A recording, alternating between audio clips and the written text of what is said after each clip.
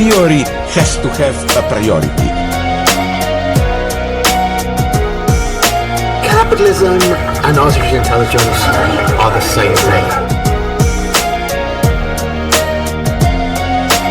The dimension of the future has disappeared.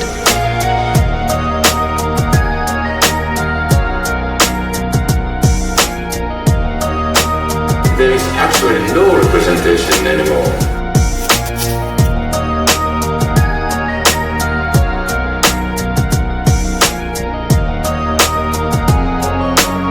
There is no final resolution to contradiction. Militant proletarian snake handling over abysses never gets much wilder than this.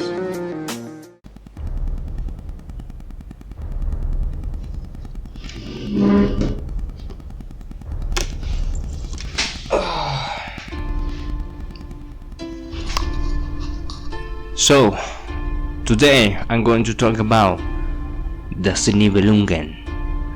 That is to say, I will talk about one of the most important legends in the story of Germany, in the story of the unification of the German states. So, the most important part about this is the political message that it has. That is to say, it may be a legend, but there are certain things that are very, very important. Very, very important. And they are a part of our culture. They are a part of who we are as a people. A long time ago, in the age of the gods, there exists a man called Wotan. He was the king of the gods, a very important figure. But how does Wagner introduce this man to us? He's asleep. It's already a brand new day. What is more, the sun stands completely still in the sky, but the king of the gods just wants to sleep. He doesn't want to get up of bed. He is just one sleepy fella that says, "Why I should get up? I'm the king after all." And then Loki enters and wakes up the king, for the giants have arrived to construct the palace of the gods.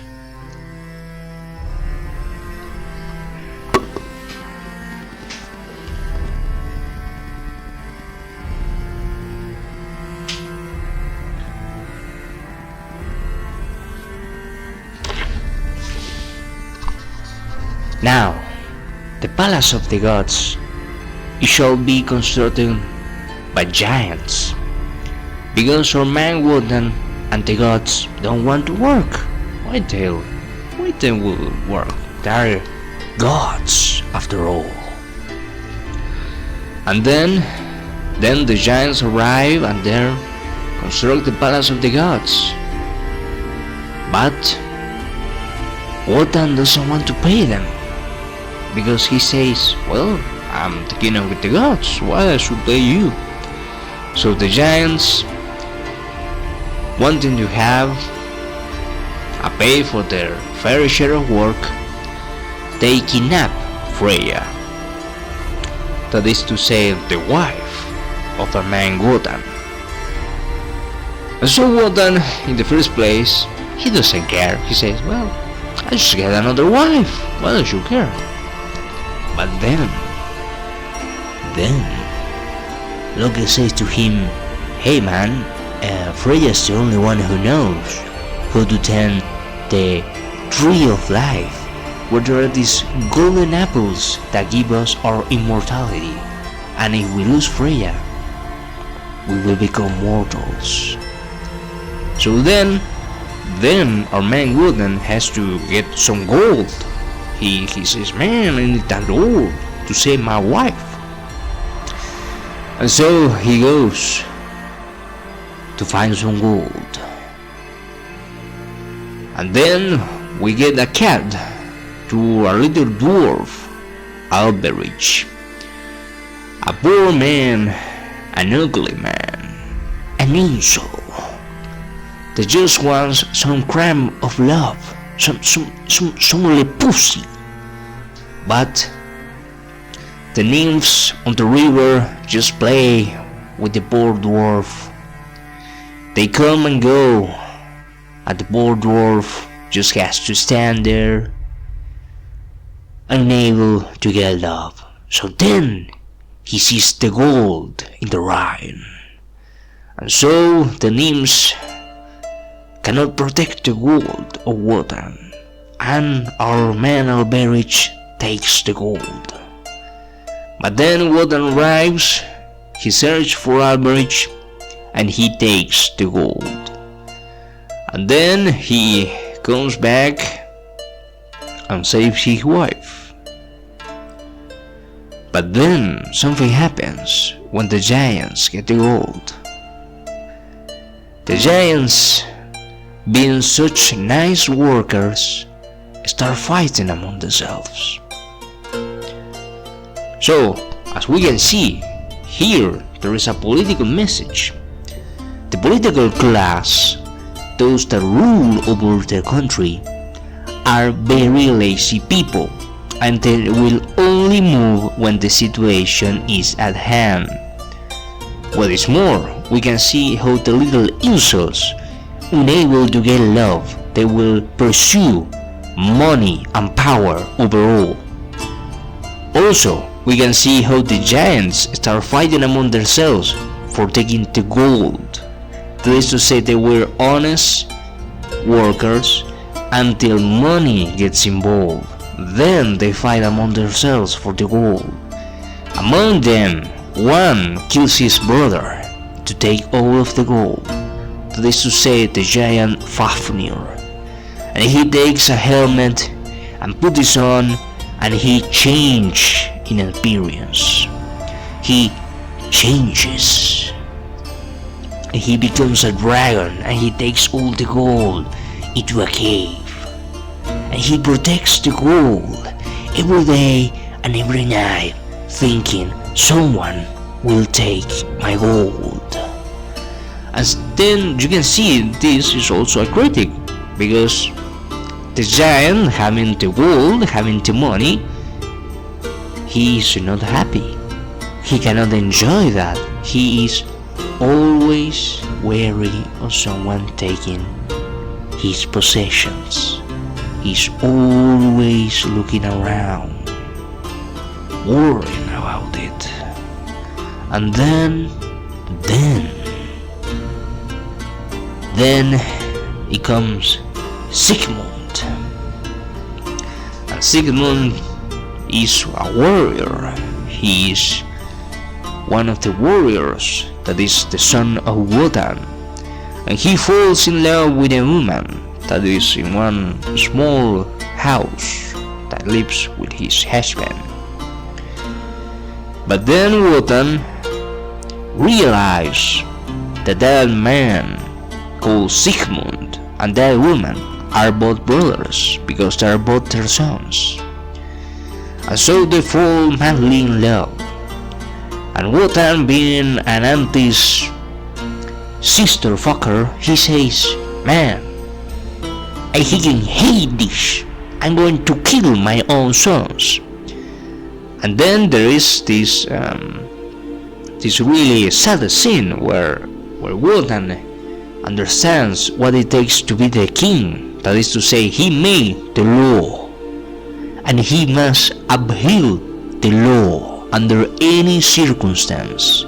There is no other way around it. Even though they are their own sons and daughters, Wotan takes the law to the final conjunction. And so he sends Brunhild to kill their own sons. But Brunhild cannot do it. Our Lady Valkyrie cannot do it. And so then Wotan grabbed his spear and he kills his own daughter that has already given birth to a little Siegfried. That is a very emotional scene that one day the man, the myth, the legend, PLP makes an animated series about Siegfried. I can assure you, everyone will cry in that scene. And then it comes the next step. Then a little dwarf finds the baby Siegfried, and he takes care of the little boy, of the little baby, until he's old enough to say, "Hey, dwarf, you don't look like me. We are not the same." And then the dwarf has to explain the origins to this little boy, which Wotan appears and he says, "The boy is ready. He must become a hero." And so Wotan asks the dwarf to reforge a mythical sword that Sigmund was wearing. This sword is called the Nibelungen and only can be wielded by a heart that does not know fear. And so our man Siegfried appears in the scene and he reforges the sword. And then he goes around, he kills some monsters until he finds a little dragon Fafnir. And he goes in and he kills the dragon. Here we are seeing another political message. That is to say, Siegfried, being a blonde without a beard, he's very young looking, he represents the next generation. That is to say, those that do not fear, that are not shackled by fear. And so then he can destroy the establishment. He can destroy the political scene because he is a brave man. He is a terrorist in all sense of the word. And so Siegfried goes and he kills the dragon. And then Wotan appears, and Wotan asks Siegfried to go to the top of the mountain where Brunhild has been kept for disobeying the orders of thy father. And so there is this mountain with fire around it. This fire was put around by Loki, and they say that only those of pure heart can go about the fire and rescue the most important treasure that is hidden by this fire. And so our boy Siegfried goes to the top of the mountain, he sees the fire, and then Wotan appears and he asks Siegfried for a duel.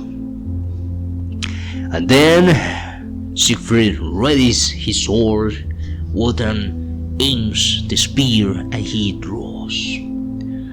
And then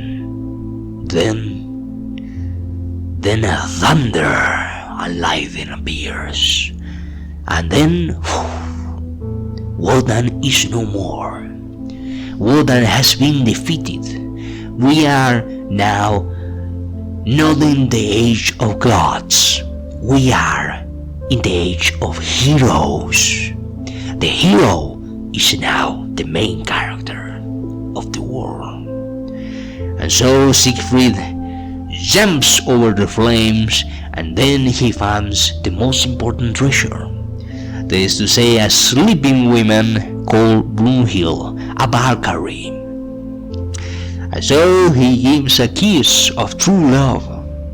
And then everyone will say happy ending. The hero goes, the waifu, and then everyone lives happy forever. But Germans, being a peculiar and very interesting group of people, they say, hey man, I fucking hate happy endings. So here is how the story continues. So then, after having been married over X amount of time, Siegfried starts to get not very comfortable. He misses the not married life. He misses being free. He misses being alone in nature, going completely on his own. He has to live with Brunhild every day, every night. And so our man starts missing his youth. He starts missing being a true soul. And so eventually he goes around and he loses his memory, and then he falls in love with another girl, and there is all this drama and such, and this political drama where Siegfried becomes the hero. And then it comes another figure, that is to say Hagen. And Hagen is a bearded bard. He is a man with a long beard, a dark beard. What is more, he has an eye patch. And this man, at difference of Siegfried, he does not use a sword. He uses rocks. And so we can see this is the yin and yang of the German. That is to say, we have Siegfried, that is a blonde without a beard, and he is always shaven, very bright, very going into problems with his head and such. He does not know fear. He always faces the problem head on. He is the hero. He is the strong man. He goes in and he faces the danger without worry, without second thinking. He goes. And then we have Hagen. He is this somber guy. He is this thinking man. He is not the center of attention. In all of these scenes where we got Siegfried, he always grabs all of the attention. But Hagen is always alone. He's always far away. He's always thinking. He's always analyzing. Here we can see the two types or archetype in the German soul, which very cool. And so they go around killing monsters, blah blah blah, and then Brunhild has lost her powers. He is no longer a Valkyrie because she lost her virginity. That's right. Being a virgin gives you superpowers, and if you stop being a true soul, then you become a normie. You become a good normie. Get the fuck away from my channel, little normie. And so then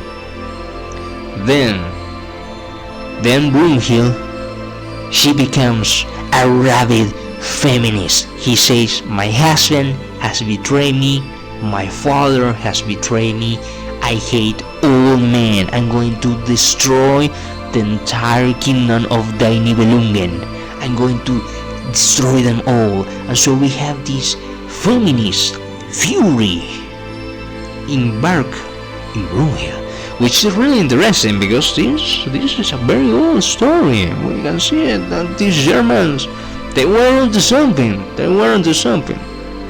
And so Brunhild kills our boy Siegfried by an attack over his back. And that is how the hero falls. He doesn't fall in a monster. He doesn't fall in battle. He doesn't have an heroic death. He dies betrayed by his lover. There is another political message. As you can see, a powerful man will always be destroyed by those he loves. He always be destroyed by those inferior men, and he must make a choice. Do you rule those are inferior to you, or they will never be capable of understanding this kind of man, this free man, this Aryan man. They will never be capable of understanding it. So they will always try to destroy it. There's a very important political message there. And so then something happens. Brunhild tries to destroy the entire kingdom. He kills every friend of Siegfried, and then he goes on and marries another tribe. He betrays her own tribe and goes beyond and marries another group. And then she makes a wedding, so the king of the Nibelungen comes in to kill him. No, he wants to kill Hagen because he was the best friend of Siegfried. And so then Hagen realizes this. He knows that the wedding is a trap. He knows that they are going to kill him. And so he goes to the king and says, "Hey, King Gunther, I believe Brunhild wants to kill all of us. If you run now and leave me, you will survive, because she only wants to kill me." But then the king, in a very Germanic way, he says, "I will not abandon you. You are one of us. You are a member of the tribe. You are a member of this kingdom. You are a member of our group, of our race. We will not allow those to attack you, because you are one of us. And so, if we shall all die protecting you, we will." There you get it. As you can see, the collective protects the individual. This is why liberalism doesn't work. That is why all you capitalist individualists don't understand. We need a collective to protect ourselves from another collective. That's why the state works. That is why the state exists for all of you anarchists that want to destroy the state. We need the state to protect us from another state. And yes, you can see it in the story. So Brunhild kills all of them. And